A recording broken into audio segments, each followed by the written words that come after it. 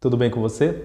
Bom, eu quero que você ouça um pouco dessa entrevista que eu fiz na Rádio Geral de Feira de Santana. O áudio ficou meio ruim, a imagem também ficou meio ruim, mas eu tentei filmar um pouco lá, na verdade foi de um celular, né, do próprio locutor que eu pedi para filmar, para que eu pudesse colocar aqui no meu canal do YouTube também, falando sobre medo, tá? Muita informação importante falando sobre medo, para que você que não conferiu pudesse conferir agora, ok? Não se esqueça de no final do vídeo clicar no link da descrição para fazer o teste de ansiedade, para saber o seu nível de ansiedade. O link está na descrição do vídeo, beleza? Então confira aí esse trecho dessa entrevista na Rádio Geral de Feira de Santana, falando sobre o medo. E tem um outro caso também, que quando a gente faz, tem muitos terapeutas fazendo o tratamento de fobias de forma errada. Quando a gente trata o medo de cobras, por exemplo, não é que a gente vai fazer com que o cliente goste disso, não é que a gente vai fazer com que o cliente seja amigo da baratinha. A gente vai fazer com que o cliente veja aquela barata e não sinta aquele pavor, aquela repúdia. Ele sabe que a barata é um inseto pequeno, que tem mais medo dele do que ele tem dela, e que é simplesmente isso. Então, se a fobia atrapalha a vida de uma pessoa, por exemplo, a pessoa tem medo de altura e ela tem que pegar escadas para chegar no seu trabalho. Isso atrapalha a vida de uma pessoa. Nesse caso, essa fobia precisa ser tratada. Qual a melhor terapia para tratar o pânico? Hoje em dia existem diversas opções. A melhor, eu posso falar melhor na minha ótica. A melhor para mim pode não ser a melhor para o outro profissional ou para o cliente. A melhor é aquela que resolve o problema do cliente. Existem terapias convencionais, como psicologia, né, a psiquiatria, a psicanálise. E existem as terapias alternativas e complementares, que é as que eu defendo, as que eu trabalho. E aí eu vou puxar a sardinha para o meu lado.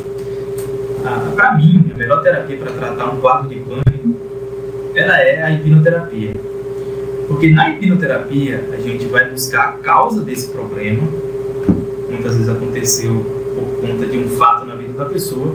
Buscando a causa desse problema, a gente busca com que o cliente entenda aquela situação de uma maneira diferente. Mas existem diversas terapias aí, alternativas e naturais que a pessoa pode escolher. O bom é que tem essa diversidade. E uma coisa muito importante para quem está fazendo tratamento, para quem está fazendo terapia, é o seguinte: você pode escolher qual tipo de terapia que você quiser. Mas se você está fazendo uma terapia que não está dando resultado, mude essa terapia. Tente outra opção. Muitas pessoas ficam presas a um tipo de terapia que não dá resultado e passam anos e anos fazendo aquilo. Você não precisa disso. Você pode mudar e tem diversas opções aí. Qual dica a mais você daria para que as pessoas possam superar os medos, o pânico? Tem uma dica que ela exige esforço, exige mudança, mas é a que mais funciona. Muitas vezes as pessoas esperam que o profissional de saúde, o profissional, o terapeuta, o psicólogo, que eles resolvam o problema dela. Mas nenhum profissional da área terapêutica vai resolver o problema da pessoa. Ele vai ajudar a pessoa a acessar ferramentas dentro dela para que ela mesma consiga resolver esse problema. E para isso essa pessoa precisa fazer o quê? Mudar, mudança. Muitas vezes nesse quadro de pânico a pessoa desenvolve hábitos negativos, como por exemplo, fugir de situações sociais dentro de casa. E esses hábitos que a pessoa desenvolve são prejudiciais na vida dela. E ela tem que se conscientizar que esses hábitos são prejudiciais e mudar esses hábitos. O pânico é apenas uma parte das doenças emocionais que estão crescendo muito. Então, quais as outras doenças emocionais estão presentes na vida das pessoas? Tem muitas. Quem nunca ouviu falar de um parente conhecido que tem depressão? Né? Quem nunca ouviu falar de um parente conhecido que tem transtornos de ansiedade, estresse? E eu citei anteriormente, tem um sentimento que está crescendo muito, que é a questão da angústia. Muitas pessoas andam angustiadas. E essa angústia, muitas vezes, ela é caracterizada como um quadro de depressão. Não necessariamente ela precisa ser caracterizada como um quadro de depressão. A angústia pode ser porque você está fazendo algo na sua vida que você não quer fazer. Muitas pessoas fazem algo na sua vida que não quer fazer, e ela não identifica isso e não sabe que aquele sentimento é por conta disso. Outras é o contrário. Elas querem fazer algo, mas não fazem. E tem aquele sentimento de angústia por não fazer aquilo que ela queria fazer. Então, tem diversos transtornos, tem toque, tem diversos transtornos aí que têm crescido muito, assustadoramente, e que as pessoas têm que se conscientizar em viver uma vida mais saudável para que isso não se espalhe mais. Você sabe a proporção de pessoas que sofrem com esses tipos de doença hoje em dia? Na questão da ansiedade, no Brasil, 1 a cada 10 pessoas tem um tipo de transtorno com ansiedade.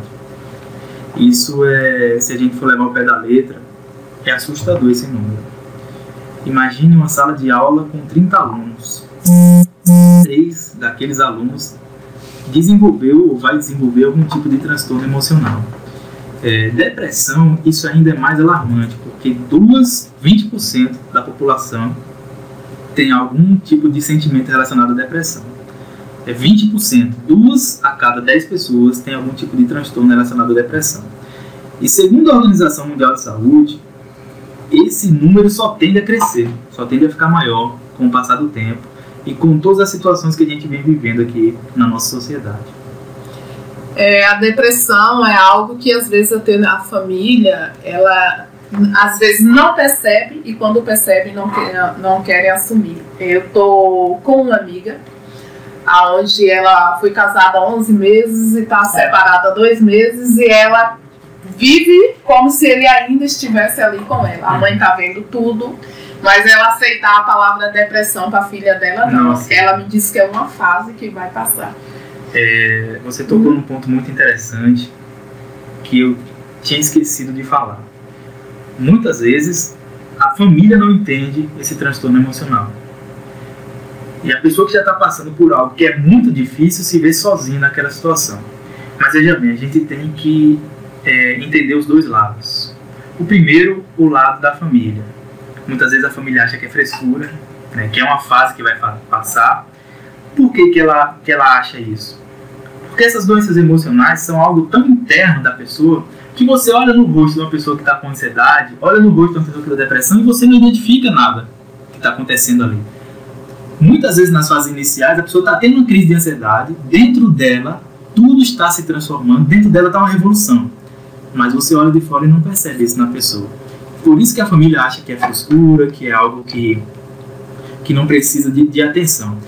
Mas a família também tem que começar a olhar o lado da pessoa, que muitas vezes precisa de apoio, precisa de ajuda. Que não é questão de querer chamar atenção, não é questão de não querer trabalhar. Muitos dizem, levanta daí e vá trabalhar. Tudo isso pode ajudar, mas não é simples assim. Precisa de um entendimento e uma atenção maior nesses casos. Na sua opinião, por que esses transtornos vêm aumentando? Na minha opinião, esses transtornos vêm aumentando por conta da quantidade de informações. Eu estou aqui falando com você, todo mundo está fazendo alguma coisa e mexendo no celular. O nosso cérebro está processando diversas informações ao mesmo tempo. Porque por mais que eu não esteja focando, por mais que eu não esteja focando, por mais que não esteja no meu campo de visão, o meu cérebro está processando a toda a caminho do Gilberto, daqui. Então, tudo que eu vejo, tudo que é captado pelos meus 5 sentidos, o meu cérebro tem que processar. Imagine o seu cérebro tendo que processar tudo que você vê no trabalho, que tem crescido muito, as responsabilidades. A pessoa tem trabalhado e estudado, chega em casa, tem que dar conta da casa, de filho, enfim. Essa quantidade de afazeres que nós temos e cada vez menos tempo para nós, para o lazer, para o descanso, na minha opinião, é o que tem levado esse número enorme de casos. Pense nos nossos avós, antigamente. Muitas vezes eles trabalhavam na roça, pelo menos os meus, chegavam no fim da tarde, estavam sentados na varanda da casa, conversando, não tinha televisão, não tinha celular, deitado numa rede, olhando as estrelas. Quantos de nós tem esse tempo hoje em dia para fazer isso? Qual foi a última vez que algum de nós deitou verdadeiramente na varanda da casa, ficou olhando as estrelas sem o celular na mão, simplesmente sem fazer nada? Eu tenho certeza que muito pouco ou quase nenhum. E eu me incluo nisso. Eu me incluo nesse meio desse grupo de pessoas. Então, essas tecnologias que nos ajudam, elas podem também atrapalhar, caso você não tenha controle e equilíbrio sobre elas. Você acha que existe muito preconceito ainda que impede as pessoas de buscar ajuda? Existe. Inclusive, se você fala para uma pessoa que ela precisa ir no psiquiatra, ela se revolta. Ela acha que ir no psiquiatra é coisa de louco, de maluco, procurar saúde. Muitas vezes, os consultórios, não sei se vocês já perceberam isso, de atendimento psicológico ou terapias, eles são mais afastados do centro. Justamente por isso. Porque a pessoa tem vergonha de que outros vejam ela sendo tratada emocionalmente. E aí eu faço uma pergunta. Quando você machuca um braço, uma perna, ou algo físico, você tem vergonha de ir no médico? Não. E por que então, se o ser humano é constituído por mente e corpo, por que então, quando a gente tem algum problema emocional, a gente tem vergonha de ir no profissional emocional? Se todos nós temos sentimentos, emoções, todos nós passamos por raivas, mágoas, então eu creio que isso tem que ser cada vez deixado. E outra, os homens são mais difíceis ainda procurar ajuda, porque tem aquela imagem que o homem é forte, que a gente também é constituído desde a infância, que o homem não chora, que o homem não... As mulheres, a gente estava conversando isso na última convenção que eu fui nesse final de semana. As mulheres, quando sentam para conversar, elas desabafam. Ah, meu casamento está assim, meu marido isso. E aquilo também é um modo de terapia. Os homens não. Se você senta numa roda de amigos, num bar, por exemplo, e o cara começa a falar, rapaz, meu casamento tá... O outro vai falar o seguinte, rapaz, deixa de frescura e vamos tomar uma. Então o homem tem mais essa dificuldade de procurar ajuda e os casos de depressão têm crescido assustadoramente em homens por conta disso. E às vezes vem até da família, né? Porque se você fala que você vai ao psicólogo... Exatamente. Ah, tá louca! Exatamente. As pessoas de casa não entendem que você tá... Às vezes você só quer falar. Muitas vezes nem a pessoa mesmo entende isso, nem a família, nem os amigos compreende que não tem nada a ver com loucura. Se nós somos constituídos do corpo e mente, temos que tratar os dois.